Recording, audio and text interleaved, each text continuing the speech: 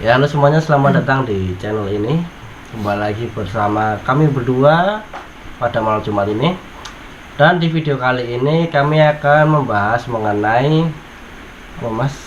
Raga Sukma ya? Bukan. Lah? Astral projection. Ya, intinya itulah. Berkaitan dengan Raga Sukma dan Astral Projection tadi. Ya, tanpa berlama-lama lagi langsung kita bahas aja Mas. Gimana pembahasannya? Ya, Langsung aja. ini kemarin saya tag temen ya, karena ini sebenarnya saya juga sudah pernah bukan mengalami, mendengar tentang Raga Sukma atau astral projection, atau ada juga yang menyebutnya spiritual projection. Terus ini dari Neo Mystic Posting tanggal 28 Juni Ave Neo Historia. Penjelasannya yaitu Raga Sukma tidak terdengar asing bagi para pembaca dan penikmat konten Neo Historia, khususnya Neo Mystic. Raga Sukma sendiri merupakan salah satu ilmu tingkat tinggi yang telah diwariskan dari leluhur mulai dari era Hindu, Buddha, Islam, dan sampai sekarang. Ilmu ini sering dikonotasikan sebagai salah satu ilmu hitam karena dalam kesaksian empiris tiap orang yang melakukannya, tubuh dan jiwa akan terpisah dengan sendirinya tanpa sengaja maupun disengaja. Jadi kalau nggak sengaja bisa lepas sendiri. Ada yang nggak sengaja kayak gitu. Ya. Terus ilmu terkait Raga Sukma ini ada di beberapa masyarakat dunia, seperti halnya di ajaran Hindu, lebih dikenal sebagai proyeksi astral dari kitab suci Hindu kuno, yakni Yoga Vasista Maharamayana dari Resi Valmiki. Itu kalau nggak salah yang ini apa sih?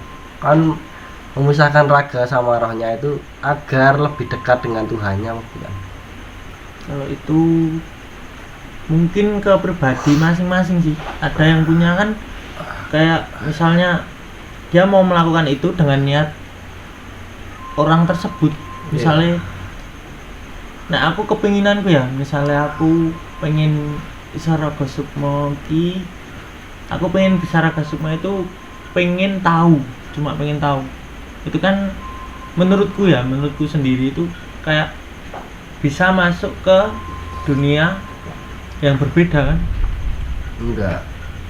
Kita masih di dunia sama, tapi cara pandang kita yang berbeda karena kan yang keluar itu kan raga kita.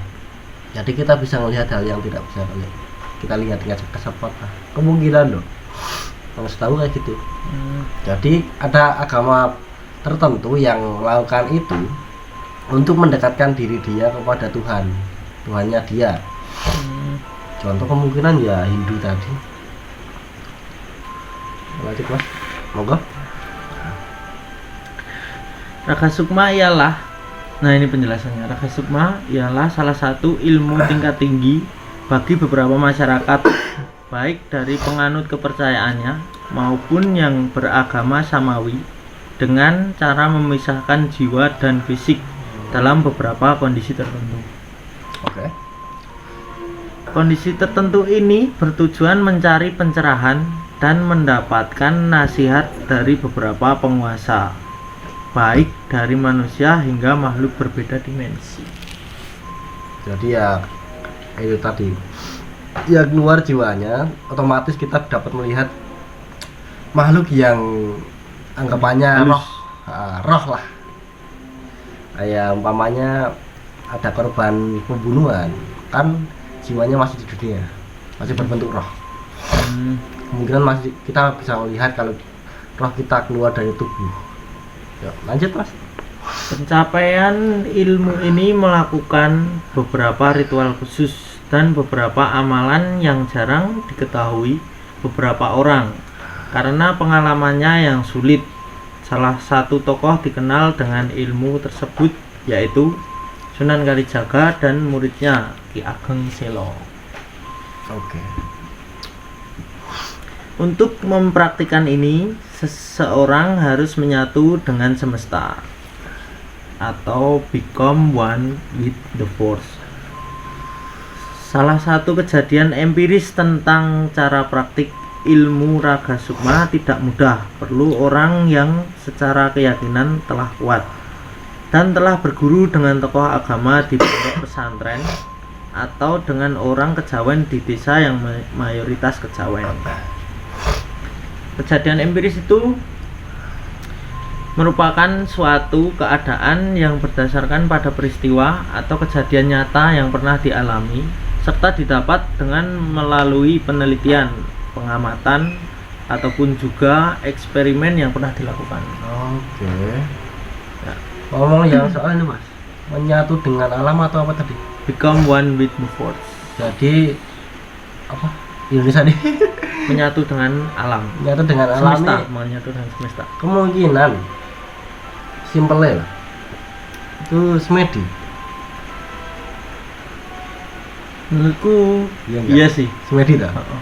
Kan ada semedi yang di gua cuma beberapa tahun lah atau beberapa bulan di gua, ada yang sampai dikubur hidup-hidup semedinya, terus dia dapat kelebihan atau membuka indera keenam ya. Contohnya kan itu dukun yang sudah tobat ini di Joko Bodo dulu kan itu dikubur hidup-hidup. Jadi dia semedi di gorong-gorong apa galian di gua digali loh, terus dikasih itu kayu-kayu ditutup Pakai tanah. Nah, dikubur hidup-hidup lah beberapa saat, berapa lamanya aku nggak tahu maksudnya. Tadi sampai ke ya, dengan hal itu seseorang yang mengikuti orang tersebut akan diberikan kepercayaan beberapa ilmu, salah satunya raga sukma. Maksudnya orang yang tadi telah berguru dengan tokoh agama di pondok pesantren atau dengan orang kejawen di desa yang mayoritasnya kejawen, seperti itu. Iya.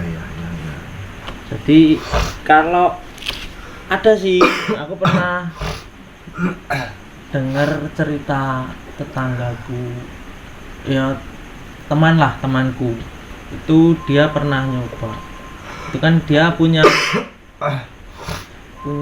teman akrab tapi yang lebih tua, tapi dia itu akrab sama beliau itu.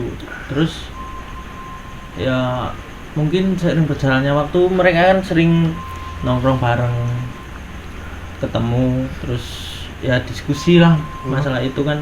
Terus lama-lama kan si temanku itu dia bilang, kamu tanya kan, kamu pengen raga sukma enggak? Itu apa namanya tuh, dia tanya kayak gitu. Terus dialognya dia jawab ya pengen, tapi cuma penasaran apa boleh kayak gitu kan. Dia tanya kayak, boleh nggak apa-apa, yang penting niatmu dijaga, jangan sampai buat yang katakanlah berkonotasi negatif lah.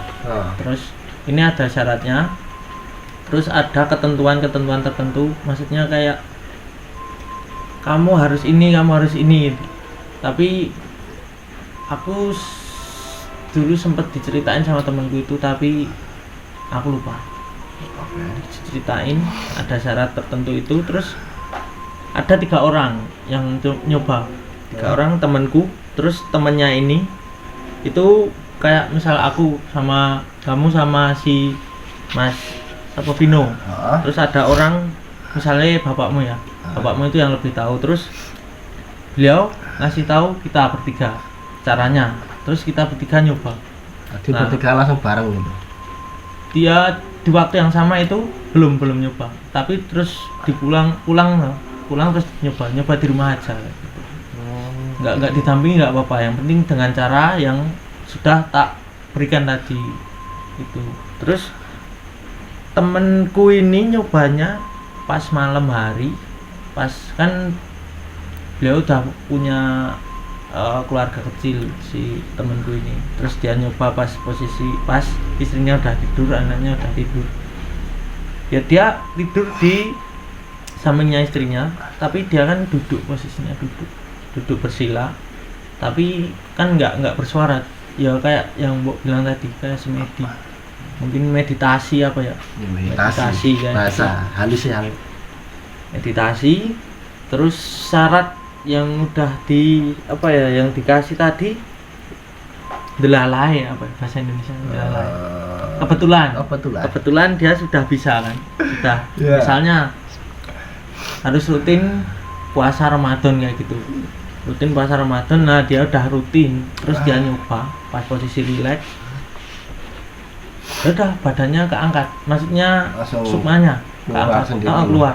Terus habis itu dia ceritanya pengen lihat suasana di sekitar. Nah dia itu turun, sukmanya itu turun, lihat raganya duduk bersila, terus dia jalan, tapi di sekitar rumah aja, cuma lihat suasananya kayak gini, terus dah dia langsung balik lagi, udah kayak gitu. Terus aku kan tanya tuh, nah itu balikmu gimana mas, apa pakai syarat lagi? Enggak, kalau pengen masuk ya masuk aja. Kayak masuk misalnya kayak pakai kostum itu loh, dari kaki kan dipasang, tarik ke atas kayak pakai celana, kayak pakai baju biasa, langsung masuk gitu.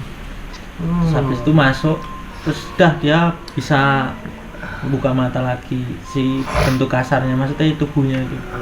Mikirnya ini metu iki. Pas lu meneh mau praktek ije. Enggak. Rai je. Enggak. Masa Bali. Kalau yang dua temennya ini tadi nyoba nggak bisa. Jadi yang satu itu doang. Mungkin niatnya belum terpenuhi yang kedua tadi. Syaratnya itu. Terus kan dia ceritanya ya, lihat itu pemandangannya ini, suasananya gini. Misalnya kan di dunia nyata ini kita kan bisa melihat dengan mata kan biasa. Itu warna kan warna-warni ya. Kayak baju ada yang warna merah, warna hijau, suasana udara ya biasa kak. Kalau lihat tembok ya langsung tembok, kayak gitu kan, warna hijau ya hijau, biru ya biru. Kalau di penglihatannya temanku itu pas waktu rohnya pisah sama raganya, kayak efek kamera rana apa ya, sepia. Oh iya. Ya ada warna, cuma kayak pudar, warnanya pudar. Jadi kayak apa ya, agak gelap. Iya. Ada warna tapi pudar ya gitu, warnanya pudar, agak kelabu kayak gitu. Kelabu, abu-abu, kayak abu-abu. Semuanya hampir abu-abu. Ada yang abu-abu gelap, abu-abu agak putih kayak gitu. Yang intinya warna suram lah ya. Warna gitu. Suram. Kayak ya orang mungkin ya cuma itu penglihatannya jadi agak di dunia ini loh, dia lihatnya kayak gitu. Terus dia tanya sama yang ngasih tahu tadi, kemarin aku gini, terus dijawab sama beliau tuh, bilangnya ya emang kayak gitu, kalau kamu raga sukma itu enggak kamu enggak cacat mata, emang bener. Kamu kan lihat di dunia nyata warnanya kan banyak, ada beberapa warna kan banyak itu. Kalau di sana kan cuma kayak gitu. Terus ada pernah dengar podcast juga ya sama. Berarti abis itu kan aku juga punya pikiran kan, orang ini apa ya, kayak bohongin aku enggak, kayak gitu, apa cuma buat omong kosong kita berdua aja. Ternyata enggak. Aku dengar di podcast ya sama. Kalau dia di podcast itu secara nggak sengaja, kalau temanku itu kan sengaja kan. Yang di podcast itu aku dengernya orang itu pengen, kan ada masalah terus dia pengen ikhlas, mungkin masalahnya apa ya nggak tahu, pengen ikhlas ngelepasin itu, mungkin dia pengen apa tapi nggak kesampaian, terus pengen ikhlas sholat malam itu. Dia kan tidur terus bangun itu tengah malam, mungkin dini hari jam 2 atau jam 3. Habis itu dia duduk bersila, doa biasa, habis itu baca, kalau nggak salah dia bilangnya Al-Ikhlas, baca surat Al-Ikhlas. Ya.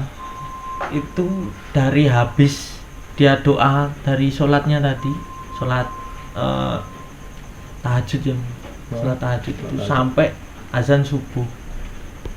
Hari pertama dia ngerasa enak, habis itu dia lanjut di hari kedua kayak gitu lagi, ngerasa enak, dan keterusan sampai hari ketiga.